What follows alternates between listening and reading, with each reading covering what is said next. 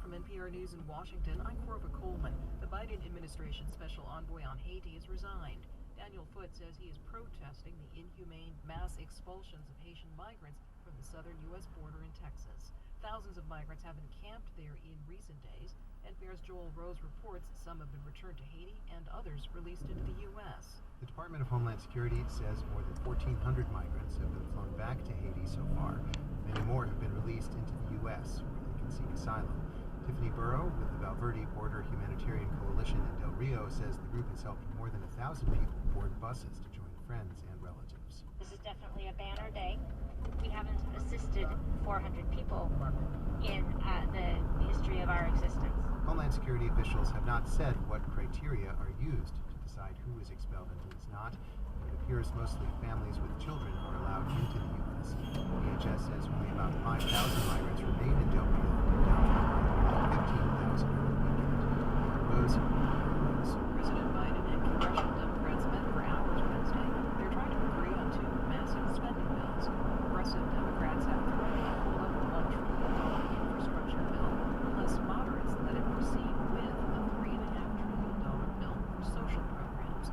Washington State Congresswoman Pramila Jayapal, a progressive, says moderates who find that too expensive need to point out what they oppose. We said we want universal child care, free K, housing, climate action, all of these things, and the cost of that is what is important. So if there's something that somebody wants to cut out from those priorities, they need to let us know, because this is the president's agenda, it's the Democratic agenda, and we're waiting to hear from them. What is it you want to cut out of that agenda? She spoke to NPR's Morning Edition. The Biden administration says it will soon start phasing down greenhouse gases that are used to produce air emissions. NPR's Jennifer Love reports it's a big step in fighting climate change. The new rule calls for dramatically cutting hydrofluorocarbons, or HFCs. The goal is to wind down their use by 85% over 15 years. As greenhouse gases go, HFCs are far more potent than carbon dioxide. So White House Climate Advisor Gina McCarthy says the phase down is a huge deal. That's as much as 3 entire years of emissions from our power sector. The move puts the U.S. closer to much of the rest of the world, which agreed to cut HFCs in 2016. U.S. industries also lobbied for it. They say developing and producing cleaner alternative refrigerants and coolants will create jobs. Jennifer London, NPR News, Washington. On Wall Street, Dow Jones Industrial Average is up 475 points, or more than 1.33%. The Nasdaq is up 146 points, about 1%. It's NPR. The United Nations is warning of famine in the Tigray region of Ethiopia. A mother and newborn lamb of just 1.7 pounds died from hunger less than last week. The government is accused of refusing to allow food and medical supplies and fuel from getting into this region, all of which is happening in a place that's in civil war with the central government. The AP's East Africa reporter Kara Anna is in Nairobi and covering this story. Welcome. Hi, thank you for speaking with me. As best you can determine, why is sufficient food not reaching that region? This war has gone on for almost a year, but there was a significant reversal in June when the Tigray fighters retook most of their region. At that point, Ethiopia sort of withdrew their soldiers and declared what they called the humanitarian ceasefire. However, what we found is that it's far from the case. Actually, the region is now cut off more than ever from the world. And that includes, and this worries humanitarian workers and others, very, very little, almost no humanitarian aid is now getting in. No medical supplies, at least for the past month. No fuel for the past month. And then food warehouses are going empty. And this is because, people say Ethiopia's government is just scared that this aid, instead of going to civilians, it'll go to the Tigray fighters. And people are now dying because of it. Is there evidence that the Ethiopian military is effectively trying to starve the rebels out there? That's actually what people are saying is this is less a military decision, but a decision by Ethiopia's government, its senior leadership. Just the concerns that they just don't want anything.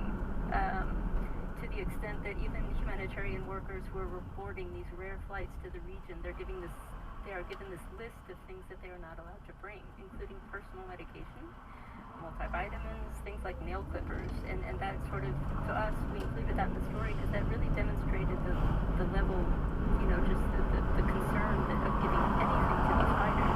However, you have millions of civilians who are now being affected. They are going hungry. When those aid workers come back out, what kinds of stories do they tell? We have spoken to people who are describing just the effects of this include such things as, latrines in crowded displacement camps are overflowing because cash is gone. Banking services are cut off. People can't bring much cash to the region, so they can't pay people to just simply clean toilets. And of course, that can greatly increase the people could be getting sick in these camps because of that. Sanitation is going down because food is running out. People are having to rely increasingly on local communities who can barely afford to feed themselves at this point. These are just some of the things that we're starting to hear. I'm glad that you mentioned displacement camps. There are plenty of people who've been displaced by this year of fighting. Are people at this point able to flee the region entirely? I would say that's increasingly difficult. You saw people early in the war, thousands, about 60,000 go into neighboring Sudan, but now that way is essentially blocked off by by fighters of various kinds. So it's increasingly difficult just to leave. And so what you have is this large diaspora around the world, especially in the United States, who are saying that for weeks and even months, they have no idea what's happened to their families. They don't know if they were alive or dead. And in some cases, this weight and this worry has gone on for nearly a year. A lot of times in conflict zones anymore, we get lots of information from people's phones. People will send out videos. People will call out. Is that not happening as much here? The telecommunications are cut off, and there's a very, very little internet access. So at the moment, the Tigray region is sort of just this black hole more than ever. Kara Anna of the Associated Press, thanks for your reporting. Really appreciate it. Caffeine helps many of us get through the day, but how does our morning cup of coffee really affect us? That's what author Michael Pollan wanted to find out when he gave it up altogether. My default normal consciousness is caffeinated consciousness, and that's true for most of us. It's not a bad thing, but I think we have to understand we're all living in a slightly altered state. I'm Jen White. Tap your screen now to learn how caffeine has shaped our minds and our history on this episode of 1A from NPR and WAMU.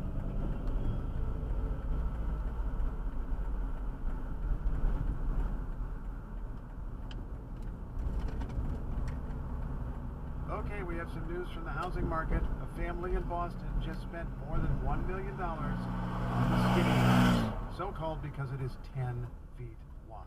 The house was built in 1890. It's a 2-bedroom, 1-bath, 1165 square feet, $1.2 million.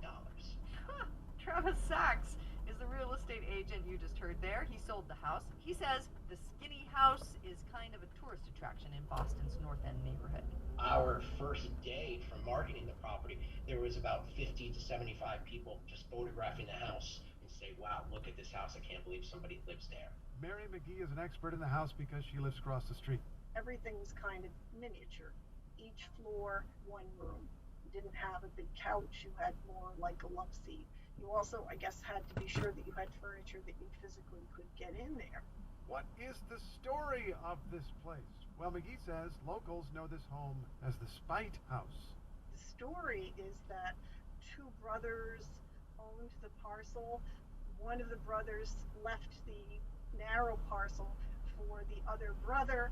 That other brother, to spite him, built the house there to block off entry to the back parcel. That is why people in the neighborhood always called it the Spite House. $1 million plus for a 10-foot wide house may sound like a lot, but realtor Travis Sachs says it's a pretty good deal for Boston. 1.25 does not get you that much of a house anymore here in Boston, unfortunately. I would say an average price is more or less around 1.5. What? That's not true. I don't believe that's true. For the whole of Boston? Well, maybe it's just like the nice neighborhoods, so-called, in Boston. Remember the key, Rachel: location, location, location, even if the location is very small.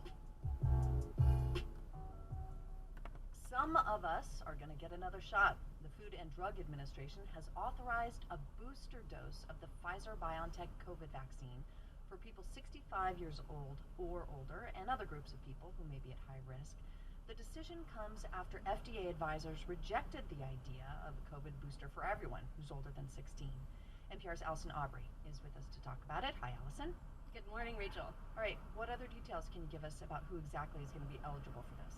Sure, the authorization covers anyone ages 18 and up who is at high risk of severe COVID due to underlying disease, for instance. Also, people 18 and up whose living situation puts them at higher risk. So people in homeless shelters or prisons, for example. Also, people whose jobs increase their risk of getting exposed. That's first responders, healthcare workers, as well as teachers, daycare staff, and grocery workers. And when will this happen? When can people get it? You know, many hospitals and pharmacies have been anticipating this and are ready. Remember, people who are immune compromised have already been eligible for boosters, and vaccination sites are still up and running, giving people first and second doses. So the infrastructure's there. People will be eligible for boosters beginning 6 months after their second dose. Now, a CDC advisory committee will meet later today, weigh in on these specific recommendations, and if the CDC signs off, the rollout can happen pretty quickly. All right, so this booster is only for people who got the Pfizer vaccine, though, Yes. right? So what about folks, including myself, who got either the Moderna or the Johnson & Johnson shot? Well, right. So the authorization covers the Pfizer booster, and this goes to people who are fully vaccinated with this same vaccine. So people who got the other vaccines may just have to wait until the FDA reviews the data. Now, Moderna has an application in for its booster. J&J is also set to pursue a booster. And there's a lot of talk right now about whether it's okay to mix and match the vaccines. And there are studies happening now to try to determine the efficacy and safety of interchanging the vaccines, but there's just no data yet. Now, some of the CDC advisors say this is likely to cause confusion, having only one booster authorized. Molly Howe oversees immunizations in North Dakota. She says in many facilities, it's obviously difficult because some people get Pfizer, some people get Moderna. Wouldn't it be easier if they could be interchangeable? You know, if one brand isn't available, you can use the opposite brand. I think that would be very helpful, especially when we're talking about vaccinating in a long-term care setting. So we could hear more about this issue from the panel today. But there's serious consequences of this, right? The whole reason for open boosters up for everyone. You know, there are several reasons that have been stated. Last week, FDA advisors concluded there isn't enough data to determine that the benefits outweigh the risks for everyone. I mean, some pointed to the risk of myocarditis or inflammation of the heart, which is a rare side effect usually among younger men. Several of the CDC panel members yesterday say the goal of vaccination is to prevent hospitalizations and deaths, not to try to prevent every mild infection. So if younger people are still very well protected against serious illness, does everyone really need a booster? That was the conversation. Now, advisors wrestled with these questions, but as more data emerge, the new data could justify boosters for all, and the guidance could change. So it's a very dynamic or fluid situation. Okay, NPR's Allison Aubrey. We appreciate you. Thank you. All right. Thank you, Rachel.